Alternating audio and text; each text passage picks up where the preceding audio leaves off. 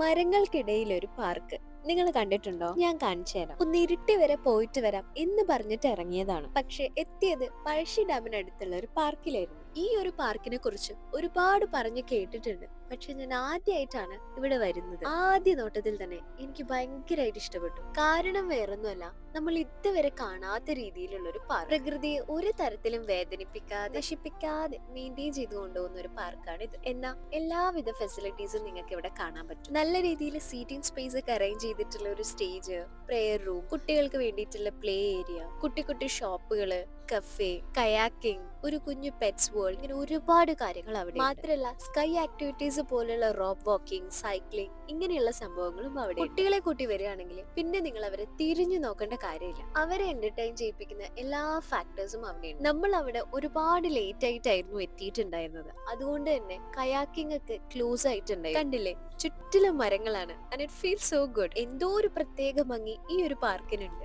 കണ്ടില്ലേ, മരങ്ങൾക്കിടയിലാണ് ജെയിൻ വീലൊക്കെ ഫിക്സ് ചെയ്തിട്ടുള്ളത്. ആദ്യമായിട്ട് കാണുന്നോണ്ടാണോ എന്നറിയില്ല, എനിക്ക് അവിടെ ഓരോ കാര്യങ്ങളും ഭയങ്കര രസമായിട്ടാ തോന്നി. യൂഷ്വലി നമ്മൾ പാർക്കൊക്കെ ഓപ്പൺ സ്പേസിലല്ലേ കണ്ടിട്ടുള്ളൂ. ഇത് ഞാൻ ആദ്യമായിട്ടാണ് കാടുകൾക്കിടയിൽ ഒരു പാർക്ക് കാണുന്നത്. അതും ഒന്നിനും ഒരു കുറവില്ലാതെ വെൽ സെറ്റപ്പില്. എത്രയൊക്കെ മാറി മാറി ഷൂട്ട് ചെയ്തിട്ടും എനിക്ക് മതിയാവുന്നുണ്ടായില്ല. അതിന് മാത്രം എന്താപ്പ എന്ന് നിങ്ങൾക്ക് ചിലപ്പോ തോന്നിയേക്കാം. എന്താ അറിയില്ല, എന്തോ ഒരു അട്രാക്റ്റീവ് ഫീച്ചർ അവിടെ ഉള്ളതുപോലെ എനിക്ക് തോന്നി. നമ്മൾ ഒരുപാട് ലേറ്റ് ആയിട്ടായിരുന്നു എത്തിയത്. അതുകൊണ്ട് തന്നെ മിക്ക സെക്ഷൻസും ക്ലോസ്ഡ് ആയിരുന്നു, ഇൻക്ലൂഡിംഗ് പെറ്റ് വേൾഡ്. അതുകൊണ്ട് നമ്മൾ അവിടെ ഒരുപാട് നേരം സ്പെൻഡ് ചെയ്യാൻ വേണ്ടി നിന്നില്ല. തിരിച്ചിറങ്ങാൻ നേരം ഒരു കുഞ്ഞു ഷോപ്പിൽ കയറി കടുകുമണിക്ക് ഒരു ടോയ്സും വാങ്ങി നമ്മൾ അവിടെ നിന്ന് ഇറങ്ങി. അങ്ങനെ നടന്ന് നടന്ന് കയറി അവിടെ തന്നെ നമ്മൾ തിരിച്ചെത്തി. കയറുമ്പോൾ ഡേ വ്യൂ ആയിരുന്നെങ്കിലും തിരിച്ചിറങ്ങുമ്പോഴേക്കും അത് നൈറ്റ് വ്യൂ ആയിട്ടുണ്ടായിരുന്നു. അങ്ങനെ ബ്യൂട്ടിഫുള്ളി ആ ഒരു ഡേ നമ്മൾ വൈൻഡ് അപ്പ് ചെയ്തു. തീർച്ചയായും ഞാൻ ഇനിയും ഇവിടെ വിസിറ്റ് ചെയ്യാനുള്ള ഒരു സാധ്യത ഞാൻ കാണുന്നുണ്ട്.